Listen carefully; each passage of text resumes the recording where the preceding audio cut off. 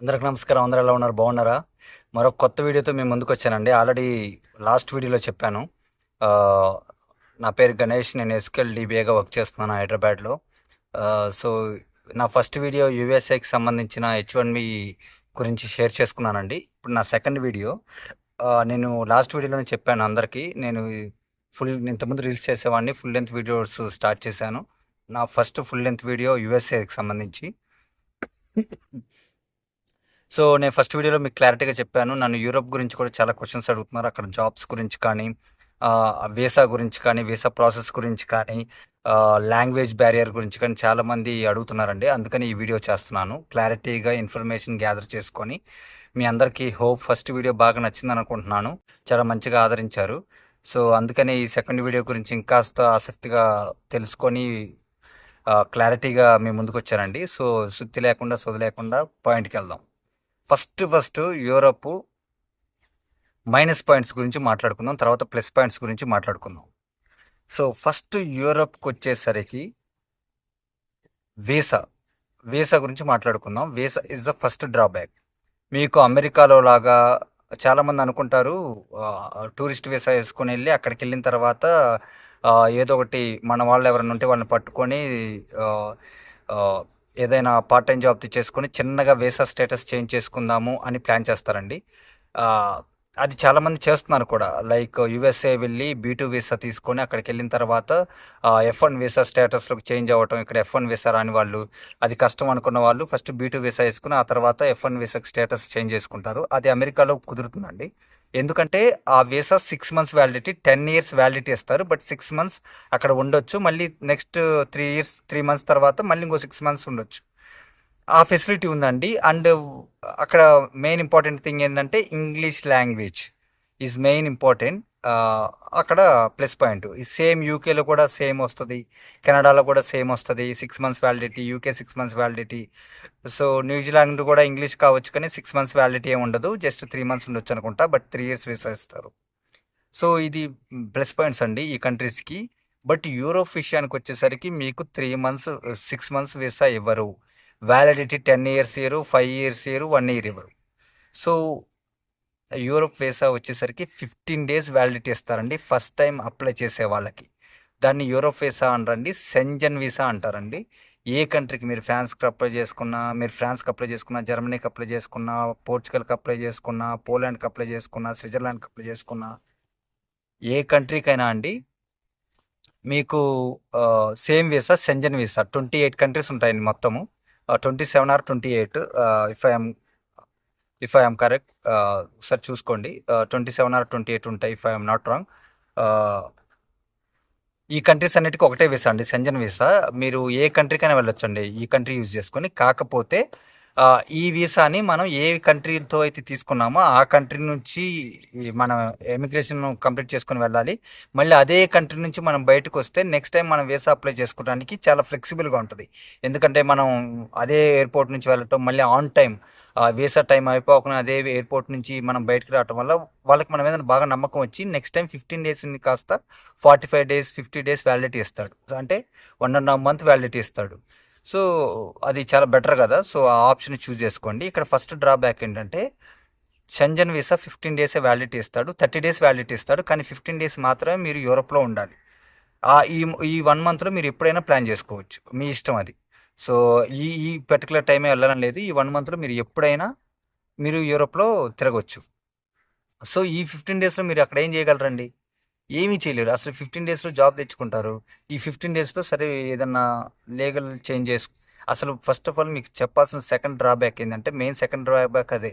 మీకు యూరోప్‌లో tourist visa నుంచి వర్క్ వీసాకి చేంజ్ అనేది కుదరదు. ఈవెన్ స్టూడెంట్ వీసాకి చేంజ్ అవ్వాలన్నా కుదరదు. అది ఇండియాకి వచ్చి చేంజ్ చేసుకొని మళ్ళీ ఇమిగ్రేషన్ కంప్లీట్ చేసుకొని ఆ కంట్రీలోకి ఎంటర్ అవ్వాలి తప్ప మీకు ఇంకొక ఆప్షన్ అనేది ఆ కంట్రీలో లేదు. యూరోప్ కంట్రీలో ఎక్కడా ఉండదు. మీకు అక్కడే వీసా స్టేటస్ చేంజ్ చేసుకోవటం. వేరే కంట్రీస్లో మళ్ళీ English speaking countries, US, UK, Canada ఇలాంటి కంట్రీస్లో అయితే మీకు వీసా స్టేటస్ అక్కడే చేంజ్ చేసుకోవచ్చు. కానీ ఇక్కడ అలా కుదరదు. ఇండియా వచ్చి ఆ వీసా స్టేటస్ ఫిజికల్గా చేంజ్ చేసుకొని మళ్ళీ మనం ఇమిగ్రేషన్ కంప్లీట్ చేసుకొని కంట్రీకి ఎంటర్ అవ్వాలి. సో ఎంత డ్రాబ్యాకో చూడండి. సో ఈ 15 డేస్‌లో అసలు మీరు జాబ్ తెచ్చుకోవటమే కష్టం. మళ్ళీ దానికి జాబ్ తెచ్చుకొని వీసా స్టేటస్‌కి అప్లై చేసుకొని అది చేంజ్ అయిపోయి మీ దగ్గరకొచ్చేసరికి పుణ్యకాలం కాస్త పూర్తయి 3 మంత్స్ కంప్లీట్ అయిపోద్ది. సో అప్పుడు మీరు ఇల్లీగల్‌గా ఉన్నట్టు ఆ కంట్రీలో. అసలు ఈ మధ్యలోనే మీకు ఎక్కడైనా పోలీసులు కనపడి మీరేమన్నా అనుకోకుండా మీ బ్యాడ్ లక్ అయ్యి పోలీసులు కనపడితే ఖతం. అసలు మిమ్మల్ని తీసుకెళ్ళి జైల్‌లో వేయటమో, డిటెన్షన్ సెంటర్‌లో వేయటమో, మీ లక్ బాగుంటే మిమ్మల్ని రిటర్న్ తిరిగి పంపించేస్తారు. ఇంకా బ్యాడ్ లక్ అనుకోండి మిమ్మల్ని కంప్లీట్‌గా యూరప్ లేకుండా బ్యాన్ చేస్తారు. యూరప్ రాకుండా, వెళ్ళకుండా బ్యాన్ చేస్తారు. లేకపోతే 5 ఇయర్స్ మీ మీద బ్యాన్ వేస్తారు. 5 ఇయర్స్ దాకా మీరు యూరప్ వీసా అప్లై చేసుకోవడానికి ఉండదు. Schengen visa.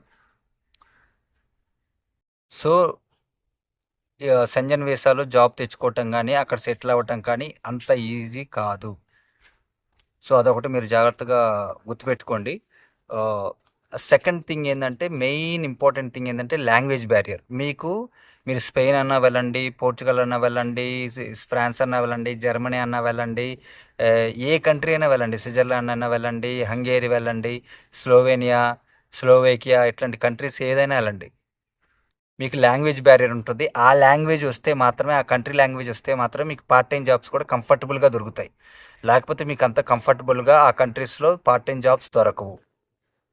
కాబట్టి ఇది గుర్తుపెట్టుకోండి. మీకు ఇంగ్లీష్ వస్తే సరిపోదు. ఈవెన్ అదేంటండి మరి ఇంగ్లీష్ స్పీకింగ్ కంట్రీస్ అసలు యూరోప్‌లో లేవా? అంటే ఉన్నాయి. అందులో మొదటిదొచ్చేసి నెదర్‌లాండ్స్. నెదర్‌లాండ్స్ మంచిగా ఇంగ్లీష్ స్పీకింగ్ కంట్రీ. చాలా 90% ఇంగ్లీష్ మాట్లాడతారు. నెదర్‌లాండ్స్‌లో అక్కడ కూడా చేసుకోవచ్చు నెదర్‌లాండ్స్‌లో. కానీ 15 డేసే మీకు వీసా వ్యాలిడిటీ ఉంది. అదొకటి గుర్తుపెట్టుకోండి మీరు. సో, 15 డేస్ వీసా వ్యాలిడిటీ ఉన్నప్పుడు మీకెక్కడ పార్ట్ టైమ్ జాబ్ వస్తది? ఆ! ఎక్కడ మీకు వీసా స్టేటస్ చేంజ్ అవుతది? అప్పట్లో మీరు ఇల్లీగల్ అవుతారు. సో, అప్పుడు మీరు ఇంకా యూరప్‌కి ఫ్యూచర్‌లో వెళ్ళటానికి కూడా ప్రాబ్లమ్స్ వస్తాయి. సో, మీరు ఆ తప్పైతే చేయకండి. కాకపోతే ఇక్కడ ఒక ఇంపార్టెంట్ విషయం చెప్తాను. మీకు కళ్ళు దిమ్మ తిరిగిపోయే విషయం ఏంటంటే, ఇంతకుముందు పోర్చుగల్ కంట్రీ ఉంటది కదా! యూరోప్‌లో. ఆ కంట్రీకి చాలామంది విజిటింగ్ వీసా మీదెళ్లి అక్కడ టీఆర్‌సీ కార్డ్ అప్లై చేసుకుంటారు. టెంపరరీ రెసిడెంట్ కార్డ్ అని ఒకటుంటది. అది గవర్నమెంట్‌గా అఫీషియల్ అనౌన్స్ చేసింది ఆ టీఆర్‌సీ కార్డ్ గురించి. మీకు ఈ విషయం చాలామంది ఆశ్చర్యపోయి ఉంటారు. టీఆర్‌సీ కార్డ్ అంటే టెంపరరీ రెసిడెంట్ పర్మిట్ అంటే మీరు దాదాపుగా ఏ వర్క్ అయినా చేసుకోవచ్చు అక్కడ. చిన్న చిన్న బిజినెస్‌లు కూడా పెట్టుకోవచ్చు. సో, చూడండి గవర్నమెంట్ ఎలౌ చేసింది అది లీగల్‌గా. కాకపోతే తెలిసిన వాళ్ళుంటే చాలా ఈజీగా అయిపోద్ది. అంటే కొన్ని ఏదో డాక్యుమెంట్స్ ఏదో అరేంజ్ చేసుకొని పెట్టేస్తే ఖతం. ఇంక మీకు టీఆర్‌సీ కార్డ్ వచ్చిందంటే అక్కడే వర్క్ చేసుకోవచ్చు. చిన్న చిన్నగా ఒక 5 ఇయర్స్ అక్కడే మీరు ఉంటే మీకు రెసిడె కంప్లీట్‌గా రెసిడెన్స్ అయిపోవచ్చు మీరు. ఆహ్, పర్మనెంట్ రెసిడెన్సీ అయిపోవచ్చు. అయిపోతే ఇంక మీకు కంప్లీట్‌గా అన్ని కంట్రీస్‌కి, యూరోప్ కంట్రీస్ అన్నిటికి యాక్సెస్ ఉంటుంది. చాలా ఈజీగా ఉంటుంది. అండ్ ఆల్సో ఇక్కడ మెయిన్ ఇంపార్టెంట్ థింగ్ ఏందంటే చాలామంది సాఫ్ట్‌వేర్ ఇంజినీర్స్ కూడా కొంతమంది నాకు మెసేజ్ చేశారండి. ఇప్పుడు మనకి వీసా ఉంది కదా! ఇప్పుడు ఫర్ ఎగ్జాంపుల్ నాకు జర్మనీ వర్క్ వీసా వచ్చింది.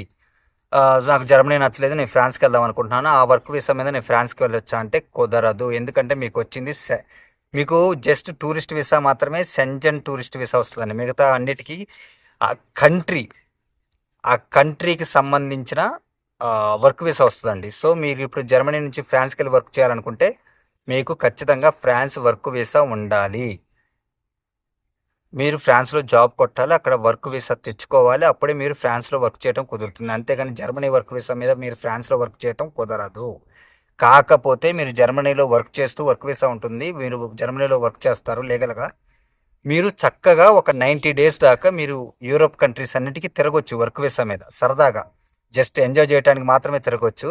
అంతేగాని నేను వర్క్ చేసుకుంటా పోయి, నేను కంపెనీలో వేరే కంపెనీకి షిఫ్ట్ అయిపోయి వర్క్ చేసుకుంటా అంటే కుదరదు.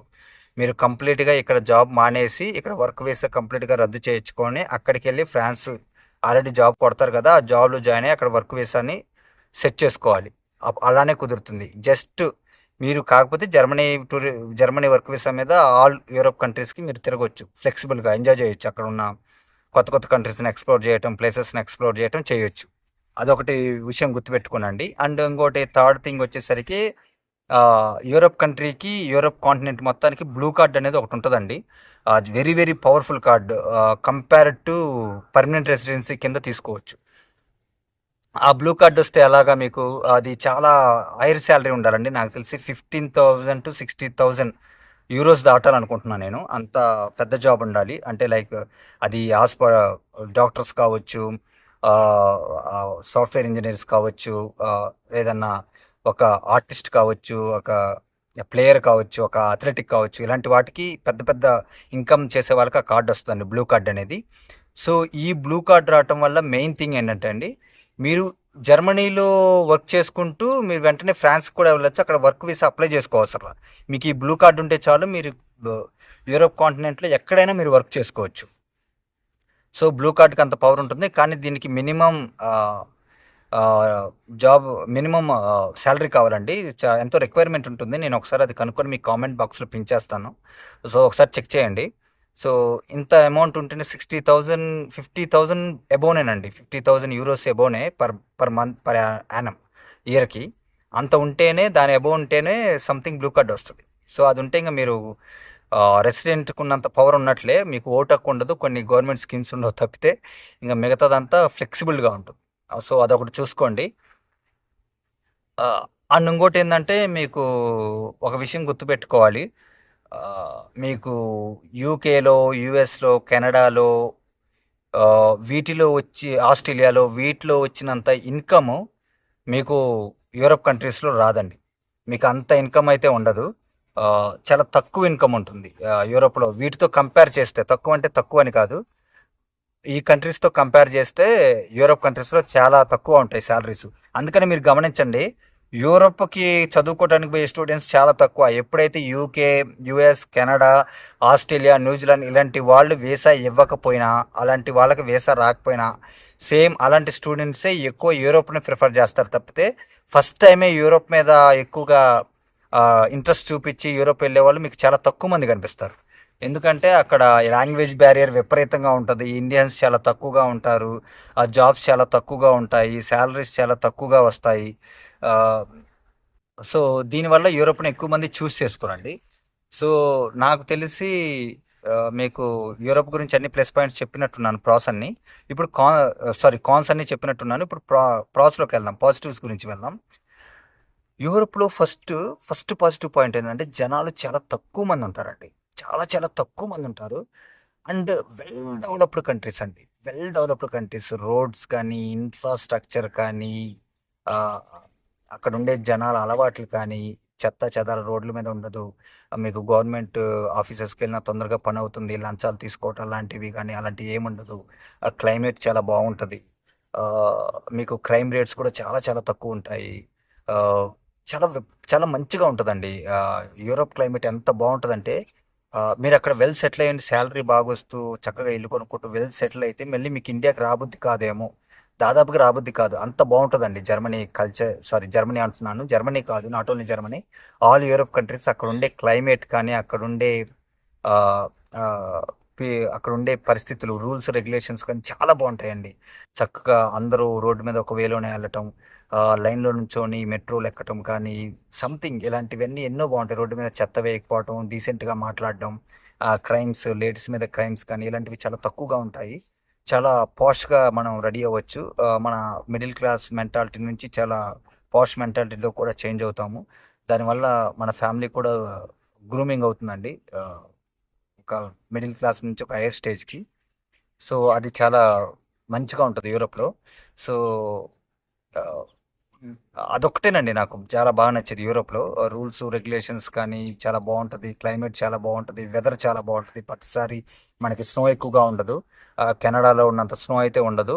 ఫ్లెక్సిబుల్గానే ఉంటుంది, క్లైమేట్ కూడా చాలా బాగుంటుంది, మన ఇండియాకి రిలేటెడ్గానే ఉంటుంది. ఆ, అదొకటేనండి. ప్రాస్ అయితే ఇంక ఇవ్వండి.